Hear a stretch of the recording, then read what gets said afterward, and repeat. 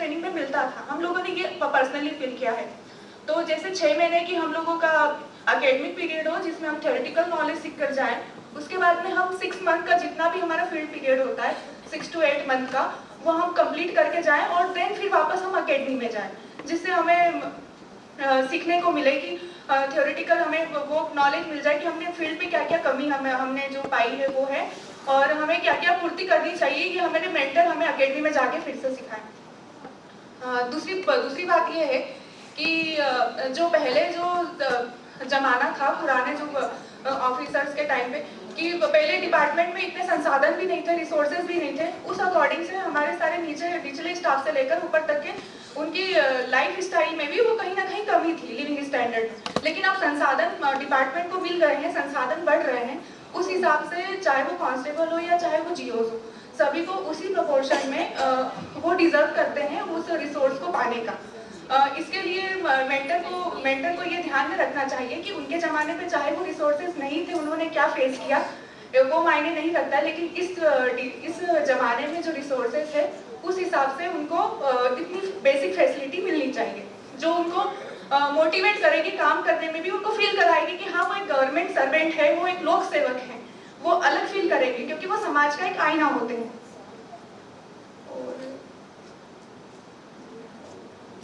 और मैम जो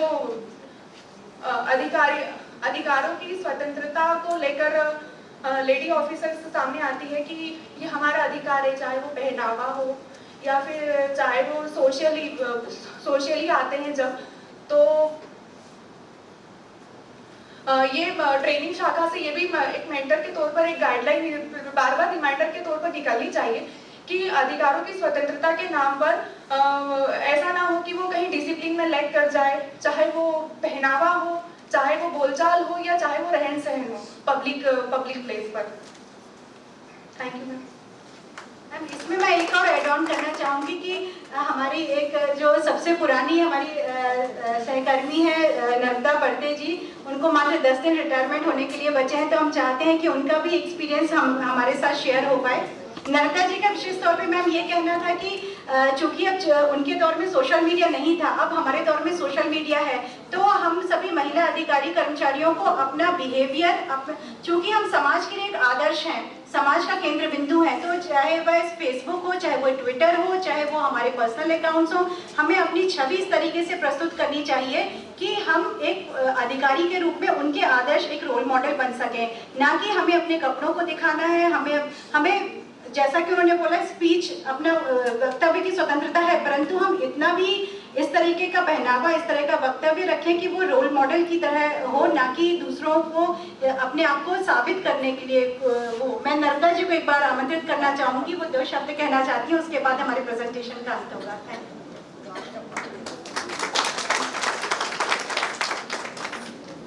तेईस बटालियन से मैं द्वारका पढ़ते ASI। मैं सभी अधिकारी और कर्मचारी को धन्यवाद करती हूँ कि मैं पचमढ़ी लास्ट समय में 35 साल की सर्विस में पहुँची हूँ और मैं 10 दिन बचे हैं रिटायरमेंट के, और मैं आप सबका धन्यवाद।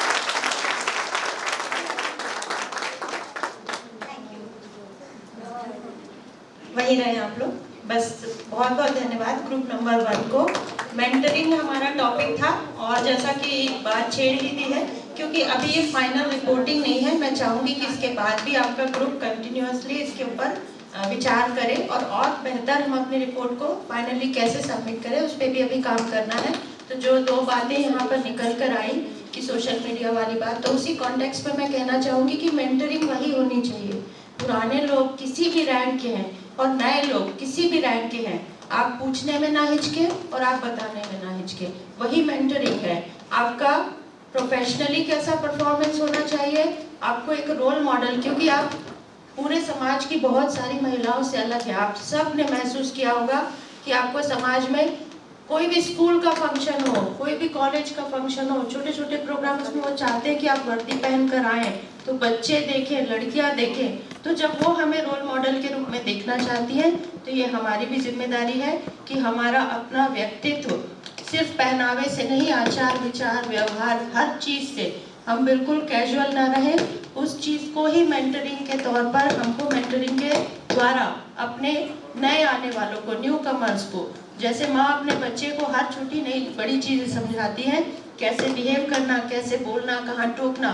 किसी ने आपको टोका तो अगर आप उसको कंपेयर करेंगे कि ये वो ज़माना था और ये ज़माना है, तो इससे बहुत ज़्यादा बचकर हम उसमें से कितनी अच्छी चीज़ों को ले, ये मेंटरिंग हमको स्पेशली विमेन ग्रुप में करना है। हर जिले में जहाँ भी जो सीनियर्स हैं उनकी जिम्मेदारी है कि वो न्यू कमर्स को बेहतरीन तरीके से, और मेंटरिंग का और भी आगे मैं चाहूँगी कि हम अपने डिपार्टमेंट को प्रपोज करें कि हम मेंटरिंग कैसे की जाए, इसके ऊपर भी हम लोगों को थोड़ा सा सिखाएं।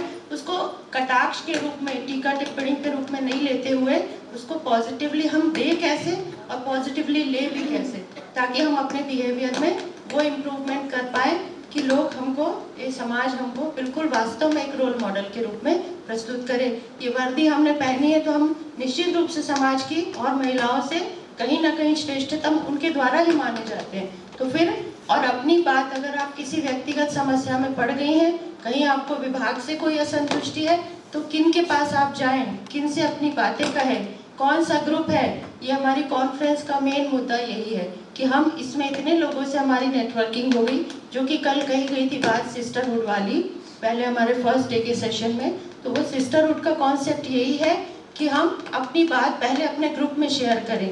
वो ऐसा ना हो कि उसको एक प्रोटेस्ट के रूप में हम खड़ा करें, प्रोटेस्ट नहीं होना चाहिए, इंडिविजुअल मेंटरिंग भी हो जाए, सही रास्ता बताएं, ताकि हम अपनी भड़ास को बजाय सोशल मीडिया पे और कहीं पब्लिकली लिखने के बजाय सही प्लेटफॉर्म पे जाके और सही ढंग से उसको कैसे रिप्रेजेंट करें, वो हमको मेंटरिंग के द्वारा सिखाने की जरूरत है। Thank you so much. Group 1 बहुत बढ़िया।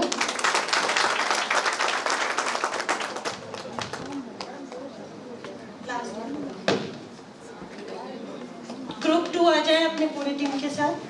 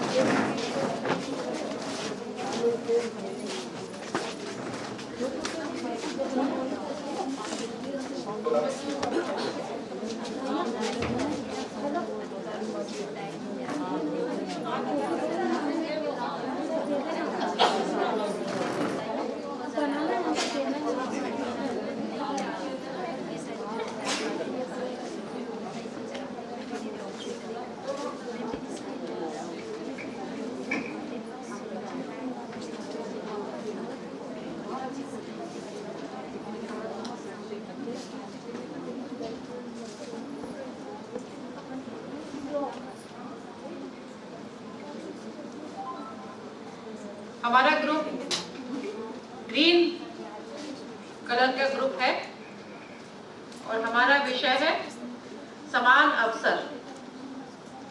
हमारे ग्रुप की प्रभारी हैं किरणलता केरकेटा मैडम, आप भारतीय पुलिस सेवा की अधिकारी हैं, 94 बैच की स्टेट पुलिस सेवा की से आप पुलिस विभाग में प्रविष्ट हुई और उन अधिकारियों में से हैं जिन्होंने पुलिस विभाग में महिलाओं के लिए अपनी मेहनत से, अपने परिश्रम से बड़ी कठिनाइयों का सामना करते हुए एक रास्ता बनाया। आज जब बातें इस तरह की होती हैं कि इतनी तरह की प्रॉब्लम्स हैं, इतनी तरह की परेशानियां हैं, तो मैं नई जो हमारी बहनें पुलिस सेवा में आई हैं उनको बताना चाहूँगी कि परेशानियाँ कैसी थी, इसका तो आपको अंदाज भी नहीं है। अभी मैडम बता रही थी कि हम लोग जब 3 महीने की मैटरनिटी लीव थी और उसमें से 15-20 दिन से पहले से छुट्टी लेनी पड़ती थी, 2-2.5 महीने की छुट्टी के बाद वापस आते थे ज्वाइन करने और बच्चों को पास फीड कराने के लिए नहीं जा पाते थे, पूरी यूनिफॉर्म में धब्बे बन जाते थे दूध के और वो, तो वो उस तरह का भी समय हमने देखा। तो ये मैडम हमारी ग्रुप प्रभारी हैं, मैं एडिशनल एसपी सुमन गुर्जर इस ग्रुप में हूँ और हमारे ग्रुप में जो पॉइंट्स निकल के आए उनको उप निरीक्षक, टॉपिक है समान अवसर, इक्वल अपॉर्चुनिटीज। और हमारे ग्रुप में जो पॉइंट्स निकल के आए हैं उनको उप निरीक्षक अरुणा द्विवेदी और आरक्षक वंदना चौहान प्रस्तुत करेंगी। अगर बीच में कहीं आवश्यकता होगी तो मैं उसको उसमें इंटरप्ट करूंगी। अरुणा और वंदना आए और अपना प्रस्तुतिकरण दें।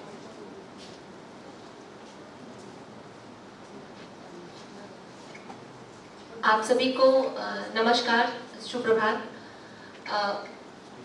पुलिस में महिलाओं को समान अवसर, चूंकि हमारी टीम का रंग ही हरा है और हरा रंग विकास का प्रतीक है, तो कहीं ना कहीं इस विकास को भी मैं समान अवसर से जोड़ना चाहूंगी कि महिलाओं का विकास भी पुलिस विभाग में धीरे धीरे होता जा रहा है या बढ़ता जा रहा है। जैसा कि मैम ने कहा कि पहले की कंडीशंस कुछ और थी, आज हम विकसित होकर के महिलाओं का जो व्यक्तित्व है पुलिस में निखर करके आ रहा है, तो कहीं ना कहीं हम समान अवसर की अपेक्षा करते हैं या समान अवसर पाने का प्रयास करते हैं। इस विषय को हमने 3 भागों में बांटा है। जो समान अवसर है उसको हमने 3 भागों में बांटने का प्रयास किया है, 3 भागों में बांट करके अपनी बातों को रखने का प्रयास किया है। पहले तो हमने इसे बांटा है कि कहाँ पर पुलिस में महिलाओं को समान अवसर प्रदान किया जाता है। दूसरा भाग हमारा है पुलिस में समान अवसर कहाँ नहीं प्रदान किया जाता या असमानता कहाँ पर है। और तीसरा, असमानता से समानता की ओर लाने के लिए हमारे सुझाव हम हमारी टीम के माध्यम से अपने वरिष्ठ अधिकारियों के समक्ष प्रेषित करना चाहेंगे। तो 3 मुख्य बिंदुओं पर हमने अपने टॉपिक को कवर किया है। पहला जो पॉइंट है हमारा कि पुलिस में महिलाओं को कहाँ पर समान अवसर प्रदान किए जा रहे हैं। तो सबसे पहले तो जो हमारी भर्ती प्रक्रिया होती है या जो हमने आरक्षण सुना है कि आरक्षण को ला करके कहीं ना कहीं जो महिलाओं की प्रतिभागिता थी पुलिस में उसको बढ़ाने का या उसको पुरुषों के समान लाने का प्रयास किया जा रहा है आरक्षण के माध्यम से, कि महिलाओं की जो सहभागिता है विभाग में उसको बढ़ाया जा सके। दूसरा जो समान अवसर है महिलाओं को मिलता है या महिला पुलिस अधिकारी कर्मचारियों को मिलता है, महत्वपूर्ण पदों या महत्वपूर्ण कार्यों में वरिष्ठ पुलिस अधिकारियों को नियुक्त किया जाता है, उनकी पदस्थापना की जाती है। अगर हम हेडक्वार्टर लेवल पर देखें तो हमारे पुलिस मुख्यालय में ऐसे कई वरिष्ठ पद हैं जहां पर वरिष्ठ पुलिस महिला अधिकारी पदस्थ हैं जो कि नेतृत्व करती हैं। जिला स्तर पर देखें तो जिला स्तर पर कई ऐसे जिले हैं जहां पर पुलिस अधीक्षक के रूप में महिला पुलिस वरिष्ठ अधिकारी उपस्थित है और वो पूरे जिले का नियंत्रण करती हैं, पूरे जिले को संभालती हैं। तो कहीं ना कहीं ये समान अवसर प्रदान करने का ही प्रयास है विभाग के द्वारा। थाना स्तर पर या संभाग स्तर पर कई ऐसे CSPs, DSPs या SGOPs की पदस्थापना भी विभाग में की जाती है, जिससे कि उनको समान अवसर पुरुषों के बराबर का प्रदान किया जा सके। और इससे न केवल महिलाओं की सहभागिता बढ़ती है, बल्कि जो अन्य महिलाएं हैं समाज की या पुलिस विभाग की, उनको भी एक प्रेरणा मिलती है, वो आगे बढ़ने के लिए प्रयास करती हैं। तीसरा मैं कहना चाहूंगी समानता के ही बिंदु में कि हम भर्ती प्रक्रिया के बाद एक जैसे ही प्रशिक्षण स्तर का पालन करते हैं। हमारी जो प्रशिक्षण की श्रेणी है या प्रशिक्षण की शैली है वो एक जैसी ही होती है। जिस प्रशिक्षण को एक पुरुष आरक्षक या एक पुरुष सब इंस्पेक्टर या DSP या IPS ऑफिसर्स फॉलो करते हैं, बिल्कुल उसी तरह की प्रशिक्षण शैली एक महिला पुलिस अधिकारी या कर्मचारी को भी दी जाती है। तो कहीं पर भी ऐसी असमानता प्रशिक्षण शैली में देखने को नहीं मिलती है। हाँ, इसमें शारीरिक क्षमता भिन्न हो सकती है, लेकिन प्रशिक्षण की शैली एक जैसी होती है। प्रशिक्षण में चिनअप्स, पुनअप्स या पुशअप्स, जो भी प्रक्रियाएं हैं, जितने भी स्टेप्स होते हैं, जो भी एग्जाम्स, रिटन हो, फिजिकल हो, आउटडोर हो, इंडोर हो, हर तरह की एक्टिविटीज में महिलाओं को बिल्कुल उतना ही कार्य करना पड़ता है जितना कि पुरुष सहकर्मी को करना पड़ता है। इसके बाद के जो हमारे पॉइंट, समानता में हमारे पास इतने ही पॉइंट्स निकल कर के आए थे। असमानता जो है पुलिस विभाग में, उसको बताने के लिए मैं अपनी सहकर्मी वंदना को आमंत्रित करना चाहती हूँ, जो कि इसके बारे में पुलिस में कहाँ पर अवसर की असमानताएं हैं उसके बारे में आप सभी को संक्षेप में बताएं। मेरे सभी पुलिस वरिष्ठ अधिकारियों को मेरा नमस्कार, जय हिंद। बात आती है पुलिस के महिलाओं को अवसर में असमानता की। विवेचना में महिला पुलिस अधिकारियों के लिए सिर्फ महिला अपराध तक ही उनको सीमित किया जा रहा है। अन्य जो जोखिम गंभीर जो अपराध होते हैं उनमें महिलाओं को अवसर क्यों नहीं दिया जाता है? इसमें कहीं ना कहीं महिला अधिकारी, जो पुलिस महिला अधिकारी होती है, वो पिछड़ रही है। और हमारा सेकंड पॉइंट है कि पुलिस विभाग में ट्रेड की जो भर्तियां आती हैं, उसमें महिलाओं के लिए सिर्फ कुक की भर्ती दी जाती है, चालक की और अन्य स्वीपर की, इनकी भर्तियां नहीं आती हैं। एक महिला चालक भी तो हो सकती है ना, जब वो लड़ाकू विमान चला सकती है, शहरों में रिक्शे चला सकती है, ट्रक चला सकती है, ट्रैक्टर चला सकती है, तो फिर पुलिस विभाग का वाहन क्यों नहीं चला सकती? चला सकती है ना। तो इसके लिए मेरा यही मानना है, मेरा सुझाव भी यही है कि पुलिस विभाग में महिला चालक के लिए भर्ती आनी चाहिए। और सेकंड मेरा है कि थानों में महिला आरक्षकों को लेकर, महिला आरक्षकों को थाने पर सिर्फ पुलिस आरक्षकों की अपेक्षा कम कार्य सिखाए जाते हैं। उनको कहा जाता है कि आप महिला मेडिकल करिए, आप महिला मुलजिम पेशी पे जाइए। इसके अलावा उनको और अन्य कार्य क्यों नहीं सिखाए जाते हैं जैसे पुलिस आरक्षक को सिखाए जाते हैं? ये एक, मुझे लगता है कि अगर ये कार्य हम लोगों को दिया जाए तो हम इस पर अपने आप को आगे लेकर आएंगे। बात करते हैं वीआईपी ड्यूटी की। वीआईपी ड्यूटी में पुलिस अधिकारियों को ज्यादा महत्व दिया जाता है। महिला पुलिस अधिकारियों की कम सहभागिता रहती है, उसमें कहीं ना कहीं पायलट की, मोटर कैड, मार्शल इत्यादि में जिम्मेदारी कम दी जाती है। वहां पर महिला पुलिस को भी समानता मिलनी चाहिए।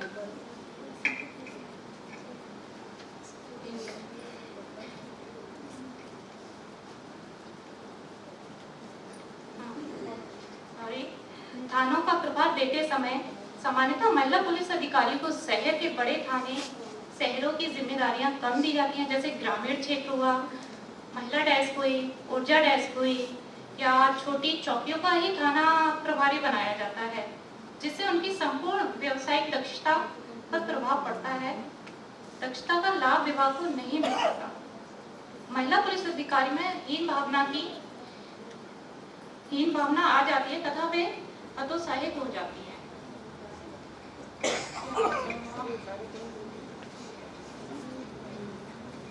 महिला संबंधी अपराधों में, सनसनीखेज मामलों में अपराधियों में विवेचना पर अपराधी को सजा दिलाने तक मिलने वाली सफलता में महिला पुलिस अधिकारियों को अनेक हिस्से का श्रेय नहीं दिया जाता है। उनको सिर्फ महिला अपराधों से जुड़े हुए जो अपराध होते हैं उन्हीं का श्रेय मिलता है, जबकि ये बड़े बड़े जो जैसे अपराध होते हैं वहां पर उनको शामिल नहीं किया जाता है। जहां तक कि मेरी बात आती है समानता का अधिकार पाएं, महिलाएं अब आगे आएं। अगर महिलाओं को मौका दिया जाएगा तो महिलाएं आगे आएंगी और उस जिम्मेदारी को भी निभाएंगी। तो मेरा बस यहीं तक है।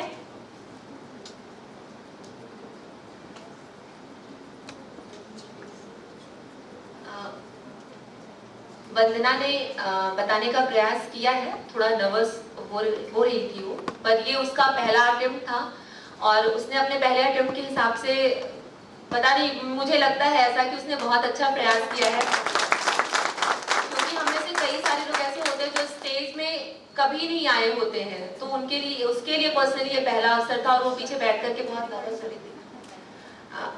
पुलिस और महिला एक समान, जन जन का हो अब यही आह्वान। पुलिस विभाग में कैसे महिलाओं को अवसर की समानता दी जाए, इसके लिए हमारे कुछ सुझाव पूरी टीम की तरफ से निकल करके आए थे। सबसे पहला पॉइंट तो मैं ये कहना चाहूंगी कि समाज में महिला पुलिस के प्रति सम्मानजनक सोच और संवेदनशीलता लाने की, हमको जागरूकता फैलाने की आवश्यकता है कि समाज भी महिलाओं के प्रति, पुलिस में महिलाओं के प्रति जो उनकी सोच है उसको लेकर के बदलाव लाए और अपने घर की जो महिलाएं हैं उनको ज्यादा से ज्यादा पुलिस फ्रेंडली बनाए या पुलिस में जाने के लिए प्रोत्साहित करें। पुलिस के थानों को भी वुमेन फ्रेंडली बनाना चाहिए या सेंसिटाइज करना चाहिए पुलिस सहकर्मियों को महिलाओं के प्रति, ताकि महिला अधिकारी या कर्मचारी अपने कर्तव्यों के पालन के दौरान स्वयं को असहज ना महसूस करें खुद, और ऐसे ही मौकों पर जब उनको समानता का मौका मिलना हो तो वो ऐसे अवसर को स्वयं व्यर्थ ना जाने दें। इकाइयों में तैनात महिला पुलिसकर्मी अक्सर अपने कार्यस्थल पर बुनियादी या जो उनकी आधारभूत व्यवस्थाएं हैं उनसे वंचित रह जाती हैं और इससे भी उनके अवसर की जो समानता है वो प्रभावित होती है। एक बहुत इंपॉर्टेंट पॉइंट जो निकल के आया था हमें से जो पुराने सहकर्मी हैं हमारे उनकी तरफ से, अक्सर महिला पुलिसकर्मी अपनी पारिवारिक जिम्मेदारियों के कारण स्वयं ही ऐसे अवसरों को पाने से ठुकरा देती है। तो विशेष तौर पर ऐसे समय पर वरिष्ठ अधिकारी ऐसी महिला पुलिस अधिकारी या कर्मचारी के प्रति ऐसी अवधारणा बना लेते हैं या जजमेंटल हो जाते हैं कि महिलाएं अपने फैमिली रिस्पॉन्सिबिलिटीज के कारण ऐसी जिम्मेदारियों के लिए के काबिल ही नहीं है। तो ऐसे अधिकारियों को या ऐसे जो वरिष्ठ अधिकारी हैं उनको भी अपनी सोच को बदलते हुए महिलाओं के इस परिप्रेक्ष्य में भी उनको संवेदनशील होना चाहिए। बहुत इंपॉर्टेंट पॉइंट जो निकल के आया था कि विभाग में कार्यस्थल पर क्रैच या पालना घर, जो कि फर्स्ट डे मैम ने भी कहा था, स्पेशल डीजी मैम ने, इसको भी हमने इसमें इंक्लूड किया है कि पालना घर या क्रैच होने से नहीं होने से ज्यादातर महिला पुलिसकर्मी अपने मातृत्व कर्तव्य के निर्वहन के लिए विभाग में अगर उनको समान अवसर मिलना भी होता है तो वो उससे पीछे हो जाती है। तो अगर थाना स्तर पर या जिला स्तर पर ऐसे पालना घरों की स्थापना की जाए तो वो अपने कर्तव्य पालन के साथ साथ अपने मातृत्व कर्तव्य का भी निर्वहन कर पाएंगी। महिलाओं की शारीरिक संरचना, इस मंच के माध्यम से मैं मैम के माध्यम से भी इस पॉइंट को वरिष्ठ अधिकारियों तक पहुंचाना चाहूंगी कि महिलाओं की शारीरिक संरचना व आवश्यकता के अनुसार महिला पुलिसकर्मी की वर्दी या जो यूनिफॉर्म होती है उसमें बदलाव किया जाए। मैम स्पेशली ट्यूनिक फॉर्म, कई बार चूंकि हम सभी यहाँ महिलाएं बैठे हैं, कहने में हर्ज नहीं है कि कुछ ऐसा टाइम होता है जब हम जो यूनिफॉर्म पहनते हैं उसमें हमको बड़ा अनकंफर्टेबल या अनईजी फील करते हैं ड्यूरिंग द पीरियड्स। तो अगर वो ट्यूनिक फॉर्म में हो सब पर्टिकुलर टाइम के लिए, अगर वो ट्यूनिक फॉर्म में हो तो शायद हमको ड्यूटी करने में तकलीफ ना हो या हम बाहर जाकर के भी ड्यूटी आसानी से कर सकते हैं। अक्सर हमें डर लगा रहता है कि कहीं हम गाड़ी में बैठे हैं उठें तो कहीं पीछे कुछ निशान ऐसा ना लगा हो। तो ट्यूनिक अगर हमको प्रोवाइड की जाए उन 2 या 4 दिनों के लिए तो शायद हम अपने कर्तव्य का निर्वहन अच्छे तरीके से कर सकेंगे, निसंकोच होकर के कर सकेंगे। जो हम फर्स्ट डे मैम हमने बात की थी सिस्टरहुड की, कि अगर जिले में वरिष्ठ पुलिस अधिकारी महिला है और एक ऐसी कॉमन गैदरिंग हम वरिष्ठ अधिकारी से लेकर के आरक्षक स्तर तक करते रहे, ताकि जो अभी आपने कहा कि हम आपस में एक दूसरे से सामंजस्य, सद्भाव, सम्मान, प्यार और जो बॉन्ड है वो बना सके और सामने आ सके, सभी के सामने आ सके, ताकि हमको पुरुषों के बराबर ही समान अवसर इस विभाग में भी मिल पाए। यहाँ पर मैं अपने टॉपिक को कंप्लीट करती हूँ। आगे के लिए मैं पुनः एक बार मैम को इनवाइट करना चाहती हूँ। Thank you ma'am. Thank you. ये दोनों ही प्रतिभागियों ने बहुत अच्छा बताया। मैं इसमें केवल 2-3 चीजें ऐड करना चाहती हूँ। समान अवसर तो जैसे हम चाह रहे हैं, लेकिन हम अपनी भी देख लें कि क्या हमारी तैयारी है क्या, कि यदि हमें वो समान अवसर दिया जाए तो हम उसको कर पाएंगे। हम चाह रहे हैं कि हमें चालक भर्ती किया जाए, फिर हमें रात में भी चलना पड़ेगा, हमारे अधिकारी के साथ कई बार 24 घंटे की ड्यूटी भी करनी पड़ेगी, वो हमारा अधिकारी पुरुष भी होगा, उसके साथ भी चलना होगा। तो पहले हम अपनी तैयारी देख लें। दूसरा, हर व्यक्ति की, चाहे वो महिला हो या पुरुष हो, उसकी पारिवारिक परिस्थितियाँ, उसका खुद का रुचि, उसका खुद का मेंटल एटीट्यूड अलग अलग तरीके का होता है। अवसर केवल थाने में ही नहीं है, अवसर केवल फील्ड की पुलिसिंग में ही नहीं है, अवसर पुलिस में हर जगह है। हमें पहले अपना आकलन करना चाहिए कि हमारा रुझान किस काम में ज्यादा है, हमारी परिस्थितियां हमें किसमें ज्यादा करने की अनुमति देती हैं और उसमें हम अपना बेहतर करें। जैसे CCTMS है, साइबर क्राइम है, महिला डेस्क है, ये अपने वरिष्ठ अधिकारियों के रीडर हैं, ये ऐसे बहुत से काम हैं जो मैं समझती हूँ कि महिलाओं के लिए बहुत अच्छे और बहुत सुरक्षित और बहुत उनका महत्व दिखाने वाले हैं। हमारा अपना बैच इसका उदाहरण है। हमारे बैच में मनीषा, निमिषा, ये लोग जितनी आवश्यकता थी उतने फील्ड में नहीं, लेकिन उन्होंने दूसरे क्षेत्रों में बहुत अच्छा काम किया। मनीषा ट्रेनिंग के क्षेत्र में आज पूरे भारत में एक रोल मॉडल है। निमिषा UN में ट्रेनिंग में 6-7 साल रह के आई। एडमिन में इन्होंने जितना काम किया वो अपने आप में उदाहरण है। और मध्य प्रदेश पुलिस में आज इन्होंने इतिहास बनाया है महिला पुलिस अधिकारियों की ये सेमिनार आयोजित करके। तो हम तो चाह रहे हैं कि अवसर केवल डंडा बीच में खड़े होकर मोटरसाइकिल रोकने में या थाना चलाने में है। अफसर केवल वही नहीं है, अफसर वो है कि हमें जो भी काम दिया जा रहा है वहाँ हम अपने पुरुष सहकर्मी से ज्यादा अच्छा, ज्यादा क्रिएटिविटी के साथ, ज्यादा कल्पनाशीलता के साथ उसको करके दिखाएं, तो लोगों को समझ में आए कि जिस तरह से एक महिला अपना घर पुरुष से अच्छा चला सकती है, वैसे ही वो कार्यस्थल पर भी एक पुरुष से कहीं ज्यादा क्रिएटिव और इमेजिनरी हो। दूसरी चीज मैं इसमें कहना चाहती हूँ कि समान अवसर आपको कोई थाली में परोस के देगा नहीं। ये मूलतः एक पुरुष प्रधान समाज है, पैट्रियार्की यहाँ सदियों से विद्यमान है, तो अवसर तो आपको लेना पड़ेगा, उसके लिए लड़ना पड़ेगा, अपनी काबिलियत सिद्ध करनी पड़ेगी। और यदि किसी एक स्तर पर वो अवसर देने में आपको मना किया जा रहा है तो आपको उसके ऊपर के स्तर पे जाके अप्रोच करनी पड़ेगी। कई बार हमारी सीनियर अधिकारी हमको बताती थी कि शुरुआत के दिनों में जब उनको फील्ड पोस्टिंग नहीं दी जाती थी तो वो डी साहब को जाके बोलती थी, सर पूरे मध्य प्रदेश में कहीं भी मुझे एसडीपी बना दीजिए, मैं तैयार हूँ। तो ये हिम्मत होनी चाहिए। अब आप कौन, नहीं सर मुझे एसडीपी बना दीजिए, मेरा बच्चा भी छोटा है, मेरी ससुराल भी भोपाल में है, तो ये सब चीजें नहीं चलेगी, है ना। तो उस अवसर को हमें छीन के लेना पड़ेगा और उस अवसर के लिए हमें तैयार होना पड़ेगा पूरी तरह से।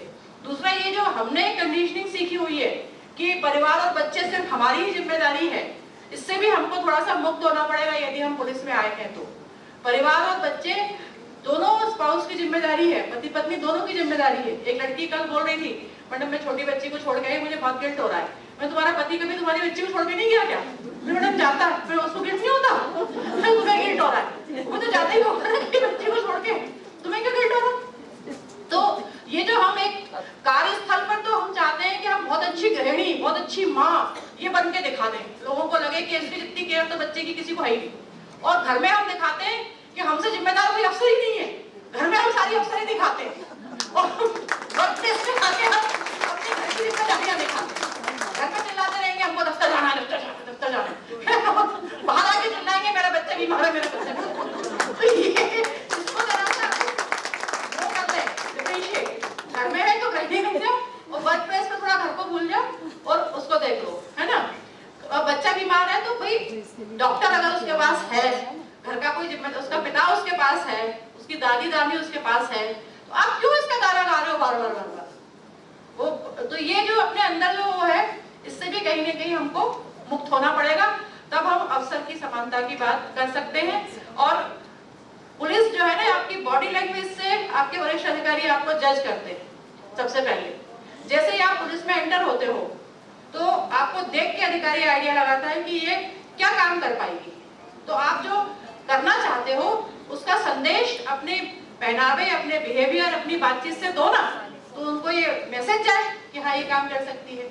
दूसरा, आपकी रेपुटेशन चलती है आपके साथ, तो शुरुआती दिनों में काम करके अपनी वो रेपुटेशन बनाइए कि आपको मांगा जाए। अभी वीआईपी ड्यूटी और लॉ एंड ऑर्डर की बात हो रही है, यहाँ बहुत सी अधिकारी ऐसी हैं कि हम लोगों को तो वैसे मांग के वीआईपी ड्यूटी और लॉ एंड ऑर्डर में बुलाया जाता रहा, किरण मैडम बैठे, सब बैठे, तो उसमें आप अपनी पहचान बनाओ, अपना एक फील्ड बनाओ, तो कहीं कोई कमी नहीं है। और महिला की लड़ाई उसी वक्त से शुरू हो जाती है जब वो अपने घर के बाहर पहला कदम रखती है।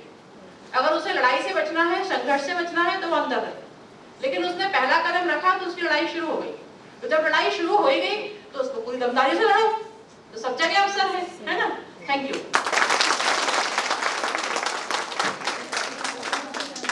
बहुत बढ़िया। ग्रुप नंबर 2 बहुत बहुत धन्यवाद। और टाइम लिमिट तो क्रॉस करता गया लेकिन रोकने की हिम्मत नहीं हुई क्योंकि एक मेंटर तो हमने यही ढूंढ निकाला।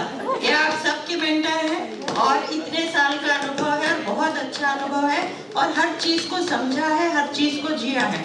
इनका भी परिवार है, इनके भी 2 बच्चे हैं और काम में भी कहीं प्रोफेशनलिज्म में कोई कमी नहीं है। तो यही हमारा कहना है कि हम अवसर की बात तो तब करें जबकि हम अपने आप को तैयार रख पाए। तो अवसर देने में कमी तभी होती है जब हम भी बार बार पैर अपना पीछे रखते हैं, तो क्योंकि हमने खुद चुना है, अपना परिवार का एक्सपेंशन भी हम खुद चुनते हैं, नौकरी भी हम अपने आप से चुनते हैं। तो हमारी खुद की व्यक्तिगत जिम्मेदारी कि हम दोनों चीजों को बराबरी से पूरा करते चले। और बहुत सारे पुलिस के जितनी वैरायटी काम में किसी विभाग में आपको नहीं मिलेगी। आपके परिवार की, आपकी खुद की परिस्थिति जब जैसा अलाउ करे आप वैसे रिस्पॉन्सिबिलिटी ले, लेकिन हर जगह अपने आप को साबित काम से बिल्कुल कर सकते हैं। ये भ्रम तोड़ना हमारी खुद की जिम्मेदारी है कि हम ये नहीं कर पाएंगे या हम वो नहीं कर पाएंगे। तब भी अगर आपको लगे कि इक्वल अपॉर्चुनिटी नहीं मिल रही है तो इसके लिए आगे आना होगा। Thank you so much. Group number 2। तो मेंटरिंग इस तरह से होती है कि जब हम इस तरह से ग्रुप में बैठे तो इन मुद्दों पर बात करें और इनसे सीखें। और बहुत अच्छी चीज आपने कही कि आपकी इमेज आपके साथ चलती है। अगर हम कुछ करना चाह रहे हैं तो हमारा पहनावा या हमारा एक बोलते हैं कि फर्स्ट लुक ही आपका जो है वो इस तरह का इंप्रेशन डाल सकता है कि आप कितना सीरियस हैं अपने काम को लेकर। शौक सारे पालिए, लेकिन हर चीज की जगह अलग अलग होती है। जिंदगी में बहुत तरह के मौके मिलते हैं, प्रोफेशन में प्रोफेशनलिज्म को फॉलो करना है। तो थर्ड ग्रुप हमारा तैयार है। ग्रुप नंबर 3, सबसे पहले आके अपना टॉपिक बताइए।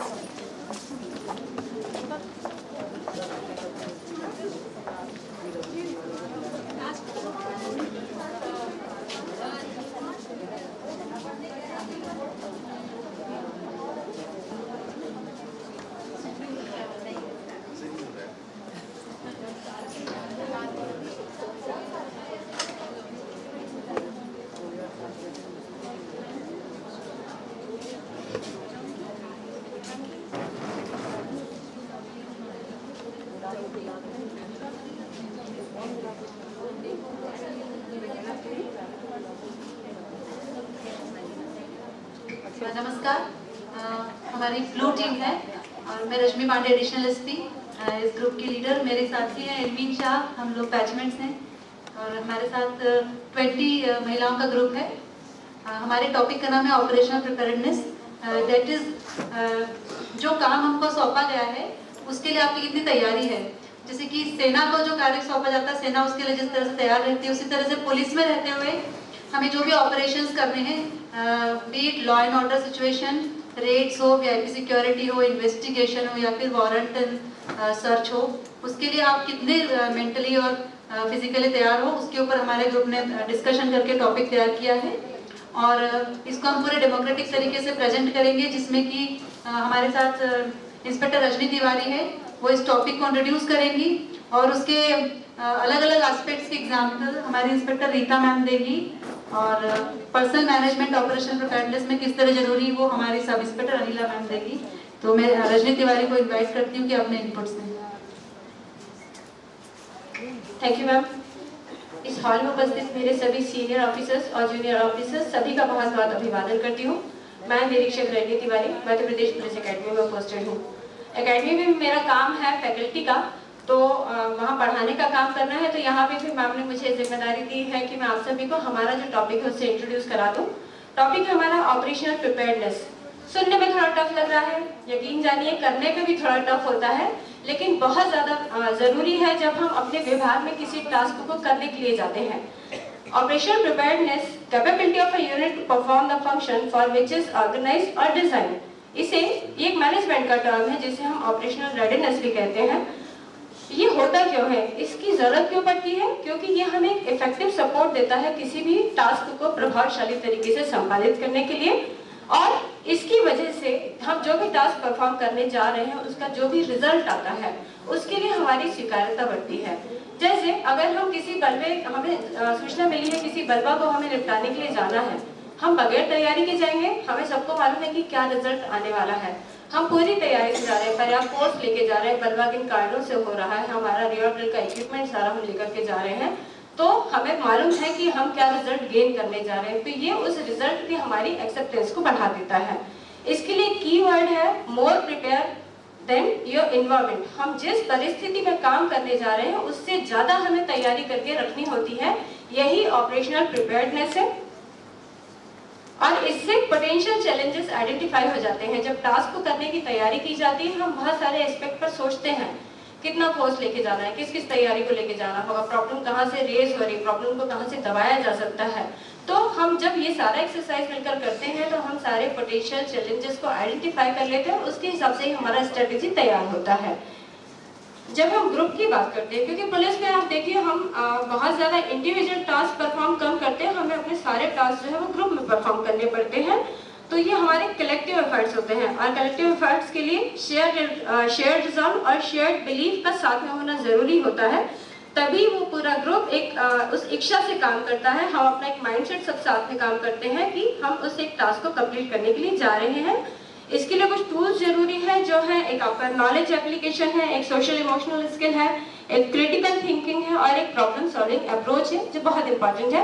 कल चंपक लेक पर हमारे इस पूरे ग्रुप ने जब एक्सरसाइज किया था, तो हम लोगों ने हमारे डिस्कशन में जिन पॉइंट्स को निकाला था कि प्रिपेयर्डनेस के लिए हमें किन किन चीज़ों की जरूरत पड़ेगी।